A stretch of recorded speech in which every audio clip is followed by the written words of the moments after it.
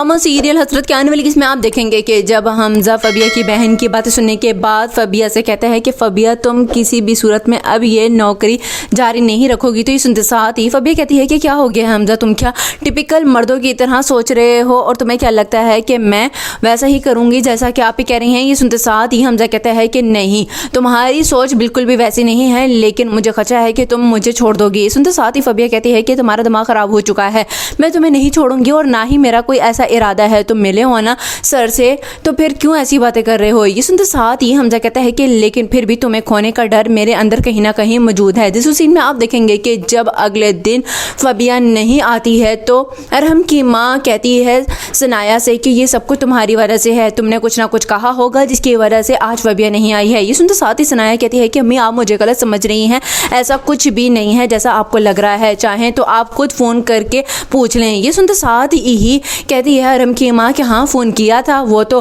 Attend ही नहीं करी है और उसके बाद तो नंबर बंद ही हो चुका है। ये सुनते साथ ही सनाया कहती है कि अगर आपको ऐसा लगता है कि मेरी वजह से कुछ हुआ है तो ठीक है, मैं खुद चली जाती हूँ वहाँ पे। ये सुनते साथ ही अरहम की माँ कहती है कि नहीं, तुम वहाँ हरगिज़ नहीं जाओगी, बल्कि अब अरहम ही जाएगा वहाँ पर। ये सुनते साथ ही सनाया बहुत ज़्यादा हैरान होती है और कहती है कि अरहम का वहाँ जाना बिल्कुल भी मुनासिब नहीं है। लास्ट सीन में आप देखेंगे कि उधर जहाँ फबिया की माँ फबिया की बहन से कहती है कि तुम ना खुद आबाद रह सकी हो, ना ही फबिया को आबाद रहने दोगी। तो इस सुनते साथ ही फबिया की बहन कहती है कि कम से कम किसी एक की तो खुशी की फिक्र कर लें आप, मैं फबिया का अच्छा ही सोच रही हूँ, हमजा से शादी करके क्या मिलेगा उसे। तो इस सुनते साथ ही फबिया की माँ कहती है कि क्या मिलेगा उसे, इज्जत मकाम और वो खुशियाँ मिलेंगी जो तुम्हारी ज़िंदगी में नहीं है। ये सुनते साथ ही फबिया की बहन कहती है कि अच्छा अगर ऐसा है तो फिर जाकर हमजा की माँ को कहें कि धूमधाम से ले जाएं फबिया को ब्याह के। ये सुनते साथ ही फबिया की माँ कहती है कि तुम्हारा तो दिमाग ख़राब हो चुका है, मैं खुद जाऊँगी इस सारे के सारे मामले को